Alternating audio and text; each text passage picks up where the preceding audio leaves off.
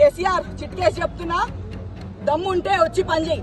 నువ్వు అట్లానే పండుకొని మా గవర్నమెంట్ ఇచ్చిన పైసలు తిని అట్లనే తిని తాగి వంట అంటే కాదు.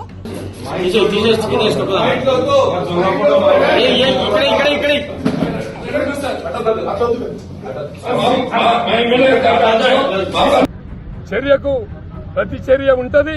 గజ్వేల్ నియోజకవర్గంలో 93,000 సభ్యత్వం ఉంది. ఇంటికి ఒకరు వచ్చినా కూడా 20,000 మంది గజ్వేల్లో వస్తారు. మరి వచ్చినప్పుడు ఎవరిని కంట్రోల్ చేసుడు మాకు సాధ్యమయ్యే పని కాదు. ఈయన అచ్చమైన పూసైతే ఎవడన్నా బొమ్మ పెట్టుకుందనేమోనండి. రౌడీల బొమ్మలు పెట్టుకుంటారా? ఎవడన్నా పొద్దున్న లేస్తే బూతులు మాట్లాడే బొమ్మలు పెట్టుకుంటారా?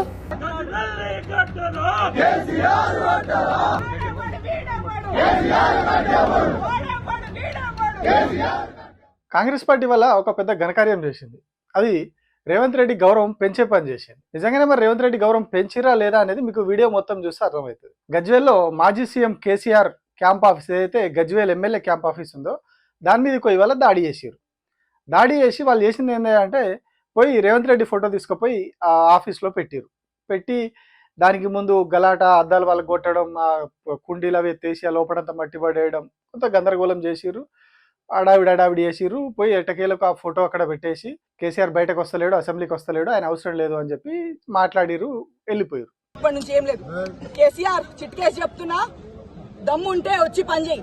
నువ్వు అట్లానే పండుకొని మా గవర్నమెంట్ ఇచ్చిన పైసలు తిని అట్లనే తిని తాగి వంట అంటే కాదు. సో ఇప్పుడు దాంతోటిగా రాజకీయం రగులుకున్నది. సో దీనివల్ల కొన్ని అంశాలు ఇప్పుడు బయటపడ్డాయి. కొన్ని అంశాలు చర్చ వస్తూ ఉన్నది, చర్చ మొదలవుతా ఉన్నది. కాంగ్రెస్ వాళ్ళు ఇవాళ చెప్పింది ఏంటి, కేసీఆర్ ఎమ్మెల్యే కాబట్టి ఖచ్చితంగా ఆయన ఆఫీస్లో అంటే క్యాంప్ ఆఫీస్ అధికారిక నివాసంలో ముఖ్యమంత్రి ఫోటో ఉండాలి, అందుకనే మేము ముఖ్యమంత్రి ఫోటో పెట్టినామని వాళ్ళు చెప్తున్నారు. సో మరి అట్లా అనుకున్నప్పుడు గత 10 ఏళ్ళు కూడా అందరూ గతంలో కూడా కాంగ్రెస్ ఎమ్మెల్యేలు ఉండే, కాంగ్రెస్ ఎంపీలు ఉండే, ఎమ్మెల్సీలు ఉండే, మరి వాళ్ళందరూ ఆఫీసులలో కూడా కేసీఆర్ ఫోటోలు ఉండాలి. మరి అప్పుడు కూడా వీళ్ళు బీఆర్ఎస్ వాళ్ళు ఇట్లా కొట్లాడిరా, ఇట్లనే పోయి ఆఫీసులు వాళ్ళకి కొట్టిరా. ఇక నెక్స్ట్ కేవలం ముఖ్యమంత్రి ఫోటోనే కాదు, ప్రధానమంత్రి ఫోటో కూడా అన్ని అధికారిక కార్యాలయాల్లో, అధికారిక నివాసాల్లో ప్రధానమంత్రి ఫోటో కూడా ఉండాలి. ప్రధానమంత్రిగా నరేంద్ర మోడీ ఉన్నాడు. మరి ఇప్పుడు నరేంద్ర మోడీ ఫోటో ముఖ్యమంత్రి రేవంత్ రెడ్డి ఆఫీస్లో ఉందా? ముఖ్యమంత్రి రేవంత్ రెడ్డి అధికారిక నివాసం లేదు కదా. అధికారిక నివాసం లేనప్పుడు మరి సొంత నివాసమే అధికారిక నివాసంగా కొనసాగుతూ ఉన్నది. అందులో ఎక్కడైనా మనకు ప్రధానమంత్రి ఫోటో కనిపించిందా? ఎక్కడైనా ఆఫీస్లో పెట్టుకుంటా, లేదంటే కమాండ్ కంట్రోల్ సెంటర్లో మోడీ ఫోటో పెట్టుకున్నాడా? ఎక్కడ పెట్టలేగా. మరి రాహుల్ గాంధీ గారికి కూడా ప్రభుత్వ కార్యాలయం ఉంది, పార్లమెంట్లో ఇల్లు ఉంటుంది. మరి రాహుల్ గాంధీ గారు లేకపోతే మల్లికార్జున ఖర్గే గారు రాజ్యసభ సభ్యుడిగా, పార్లమెంట్ సభ్యుడిగా నరేంద్ర మోడీ బొమ్మ పెట్టుకున్నారా? చెప్పుడు మరి నరేంద్ర మోడీ బొమ్మ పెట్టుకున్నారా? ఈ లెక్కన ఏదైతే వీళ్ళు చెప్తున్నటువంటి లాజిక్ ఉందో ఆ లాజిక్ ప్రకారం ప్రధానమంత్రి నరేంద్ర మోడీ ఫోటో కూడా అన్ని ఆఫీసుల్లో ఉండాలి, ఇంక్లూడ్ ముఖ్యమంత్రి ఆఫీస్తో సహా. మరి ఎక్కడ ఉంది మోడీ ఫోటో ఉందా? లేదు. మరి వాళ్ళు మోడీ ఫోటో పెట్టినప్పుడు బీఆర్ఎస్ పార్టీ వాళ్ళు బీఆర్ఎస్ పార్టీ ఎమ్మెల్యే ఆఫీస్లో ఎందుకు రేవంత్ రెడ్డి ఫోటో పెట్టాలి? సో ఇంకొకటి, అసలు రాష్ట్రంలో లా అండ్ ఆర్డర్ ఎట్లా ఉంది? రాష్ట్రంలో లా అండ్ ఆర్డర్ అంతా కూడా పర్ఫెక్ట్ ఉందా? చట్టం అంతా కూడా చక్కగా అమలవుతుందా? ఈ మధ్యనే హేట్ స్పీచ్ అని ఒక బిల్లును అసెంబ్లీలో ప్రవేశపెట్టారు. ఎవరైనా రెచ్చగొట్టే చేష్టలు చేసినా, మాటలు మాట్లాడినా తీసుకపోయి ఏకాకిన 7 ఏళ్ళు జైలు అనుకుతామని చెప్పి ఒక బిల్లును అసెంబ్లీలో ప్రవేశపెట్టారు. సో మరి వాళ్ళ కాంగ్రెస్ వాళ్ళు, కాంగ్రెస్ పార్టీ జిల్లా అధ్యక్షురాలు అంటామే, వాళ్ళందరూ కొందరు నాయకులు, కార్యకర్తలు అందరూ పోయి మాజీ ముఖ్యమంత్రి, ఒక పార్టీకి అధ్యక్షుడు, అవన్నీ కాకుండా ప్రస్తుతం ప్రతిపక్ష నేత ఆఫీస్ మీద, ఎమ్మెల్యే కార్యాలయం మీద దాడి చేస్తారు, అద్దాలు బలకు కొడతారు, పోయి లోపల ఫోటో పెడతారు.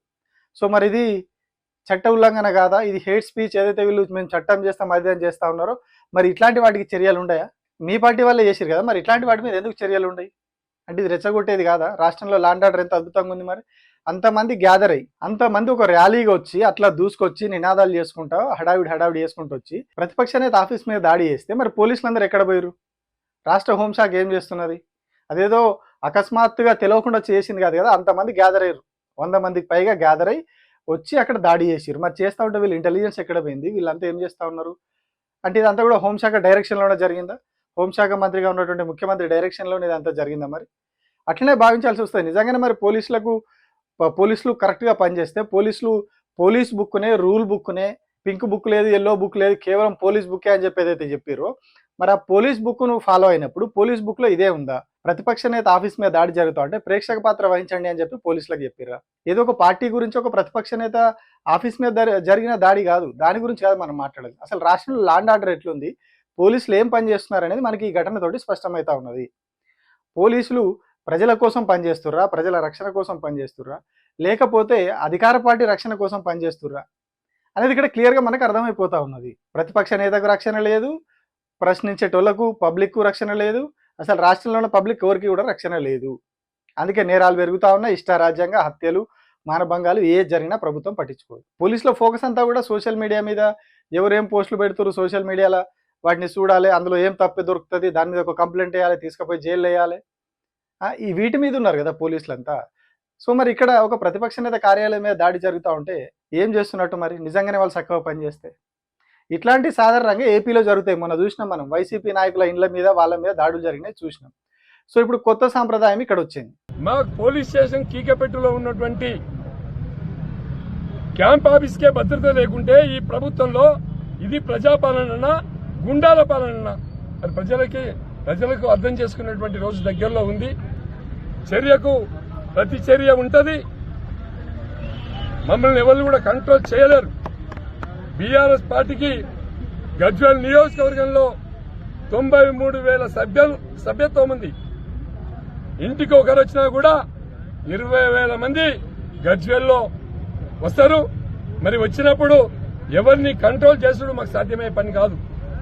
కాబట్టి చట్టబద్ధంగా మీరు చర్యలు తీసుకోవాలి, అరెస్ట్ చేయాలి, జైలుకు పంపించాలి.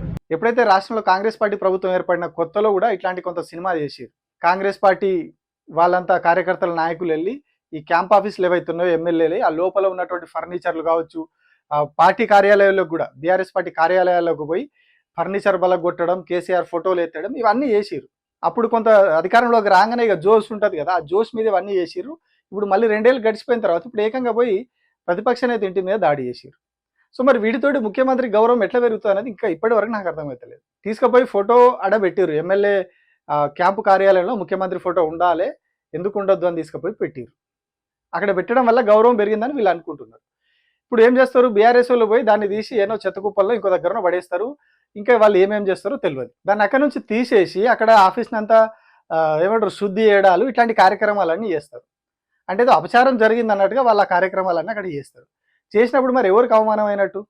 వీళ్ళు నిజంగానే ముఖ్యమంత్రి గౌరవం పెంచినట్ట తగ్గించినట్ట? అంటే ఏదో అత్యుత్సాహం, హడావిడి, మీడియాలో హైప్ రావాలి, కొత్త ఏమో అధ్యక్షురాలు అయినట్టుంది ఆమె, ఇంకా కొందరు నాయకులు.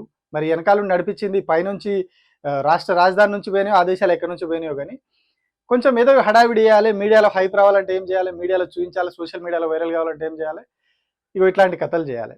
ఎప్పుడు కానీ చిన్నోడిని విమర్శిస్తే రాజకీయాల్లో హైప్ రాదు. అందుకని కాంగ్రెస్ పార్టీలో చాలా మంది ఫాలో అయ్యే పద్ధతి ఇది. ఎందుకంటే పెద్ద నాయకుని విమర్శించినప్పుడు అది కొంత హైలైట్ అవుతుంది, సోషల్ మీడియాలో వైరల్ అవ్వడానికో, మీడియాలో హైప్ అవ్వడానికో అది ఉపయోగపడుతుంది. సో ఇక్కడ కూడా అదే పని చేసిరు అన్నట్టు. ఇప్పుడు గజ్వేల్లో కూడా ఆ కొత్త నాయకురాలు, ఆ కొత్త బ్యాచ్ అంతా కూడా ఏం చేసిరు, మాకు హైప్ కావాలి, కొంచెం మేము ఎలివేట్ కావాలి, మేము రాష్ట్రం అంతా మా గురించి చర్చించుకోవాలి, ఏం చేయాలి మరి? గ్రామ సభలలో రోజు ప్రతి చోట ప్రతి నియోజకవర్గంలో ప్రజలు పొట్టు తిడుతూ ఉన్నారు, మీరు ఏం చేసిరు ఈ 2.5 ఏళ్ళ, ఏం ఇయ్యలే మీరు అని చెప్పి. సో ఇప్పుడు మంచి పనులు చేసినామని చెప్పుకొని పోయి ప్రజలతో మాట్లాడే పరిస్థితి లేదు, పబ్లిసిటీ చేసుకునే పరిస్థితి లేదు. సో మరి ఏం చేయాలి? సో ఇట్లాంటి పెద్దవాళ్ళని తిడితే, పెద్దవాళ్ళని విమర్శిస్తే కొంచెం అదైతామని చెప్పేసి ఇప్పుడు పోయి ఏకంగా మాజీ ముఖ్యమంత్రి ఆఫీస్ మీద దాడి చేసారు.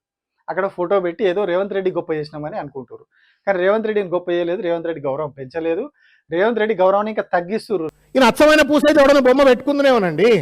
రౌడీల బొమ్మలు పెట్టుకుంటారా? ఎవడన్నా పొద్దున్న లేస్తే బూతులు మాట్లాడే బొమ్మలు పెట్టుకుంటారా? రాక్షసులు లెక్క ప్రజలపైన దాడులు చేస్తే బొమ్మలు పెట్టుకుంటారా? నోరిప్పితే అసెంబ్లీ లేదు, బయట లేదు, ఇంట లేదు, పచ్చి బూతులు మాట్లాడటానికి ఫోటో పెట్టుకొని నీ లెక్క నిన్ను చూసి బూతులు నేర్చుకోవాలా జనాలు? ఇళ్లలో ఫోటోలు పెట్టుకోవడానికి, క్యాంప్ కార్యాలయంలో ఫోటోలు పెట్టుకోవడానికి. Are you behaving like chief minister? అయినా క్యాంప్ కార్యాలయంలో సీఎం ఫోటో పెట్టుకోవాలని చెప్పి నేను ప్రోటోకాల్ ఉన్నదా? సో మరి పార్టీలో పైన ఉన్న వాళ్ళని చెప్పాలరా బాబు, మీరు పరువు తీస్తున్నారా భయ ముఖ్యమంత్రిది, ఇట్లాంటి పనులు చేయకుర్రి, పోతే దాడులా ఇంకోట ఆఫీసుల మీద కోరి, కానీ ఇట్లాంటివి చేయకుర్రి, మన ముఖ్యమంత్రి పరువు అవుతుందని పైన వాళ్ళు చెప్తలేనట్టున్నారు. అందుకే ఇట్లా పోయి ఏదో ఆగంలా ఉడుకు రక్తం మీద ఏదో చేద్దామని పోయి ముఖ్యమంత్రి పరువు తీస్తున్నారు, పార్టీ పరువు కూడా తీసుకుంటున్నారు. Thank you.